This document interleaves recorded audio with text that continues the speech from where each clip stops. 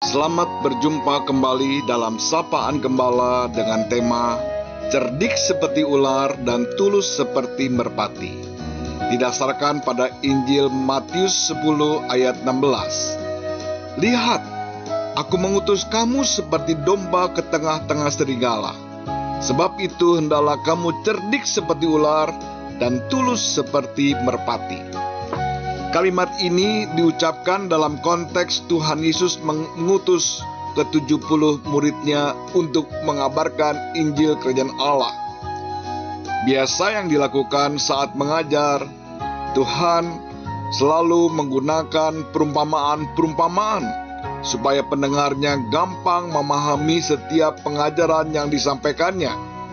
Demikian juga dalam pengutusan ke-70 murid. Tuhan menggunakan gambaran domba dan serigala.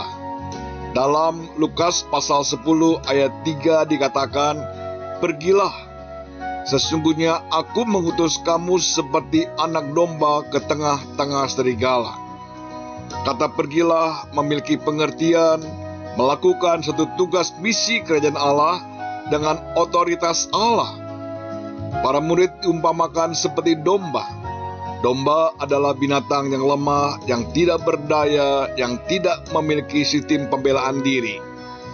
Kalimat seperti domba di tengah-tengah serigala mau menggambarkan bahwa para murid adalah orang-orang yang lemah dan tidak berdaya, yang akan masuk dalam medan yang tidak mudah, karena akan adanya bahaya, adanya tantangan, bahkan ancaman. Perintah ini diulangi lagi dalam Injil Matius pasal 10 ayat 16 yang telah kita dengar tadi. Lihat, aku mengutus kamu seperti domba ke tengah-tengah serigala.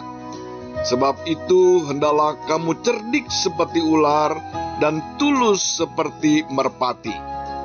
Kali ini untuk menyikapi ancaman yang timbul dalam penugasan misi tersebut, maupun dalam menghadapi kehidupan dalam dunia ini, Tuhan menambah dengan perumpamaan binatang lain, yakni ular dan burung. Yakni kamu harus cerdik seperti ular dan tulus seperti merpati. Ular mengingatkan kita pada kisah Perjanjian Lama, di mana Adam dan Hawa terbuai dengan bujuk rayu ular yang sangat licik.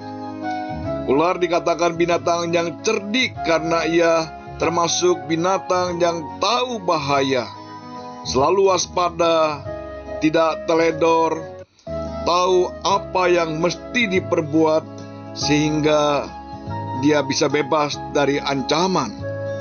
Dalam hal ini Tuhan Yesus mengajarkan bukan supaya para murid menjadi licik, tetapi dalam arti kata cerdik, penuh kehati-hatian, bijak dalam menyikapi segala sesuatu, memikirkan setiap langkah, dan mengambil keputusan yang diambil dengan baik, menjaga perkataan dan tingkah laku, mampu melihat situasi dan kondisi supaya tidak salah dalam bertindak.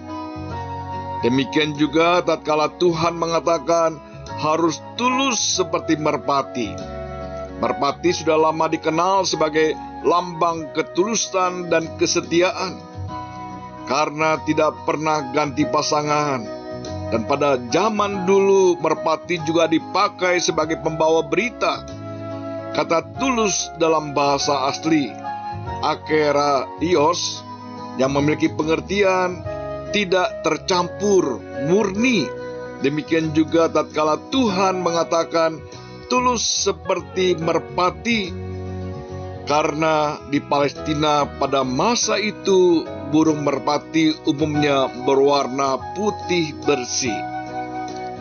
Tuhan Yesus mengajarkan tulus seperti merpati agar para murid mampu hidup di tengah-tengah ancaman dan bahaya yang luar biasa, namun tetap mempertahankan ketulusan, kemurnian, tanpa kepalsuan, tanpa kemunafikan atau kepura-puraan. Dalam khotbah di bukit, Tuhan juga mengatakan, jika iya, katakan iya, jika tidak, katakan tidak. Di sini Tuhan menekankan tentang hal yang sangat penting yang harus dimiliki oleh setiap murid Kristus, yakni integritas diri. Memang tidak mudah untuk memiliki prinsip hidup cerdik seperti ular dan tulus seperti merpati, apalagi hidup di zaman ini. Namun jika Tuhan memberikan perintah seperti ini, pasti Tuhan juga tahu dan memampukan murid-muridnya bisa melakukan perintahnya. Karena itu, hiduplah dengan baik, sebagaimana Tuhan kehendaki, penuh dengan ketulusan tanpa kepalsuan di dalamnya, dan tetap percaya adanya pemeliharaan Tuhan dalam hidup kita. Kiranya Tuhan menolong kita. Amin.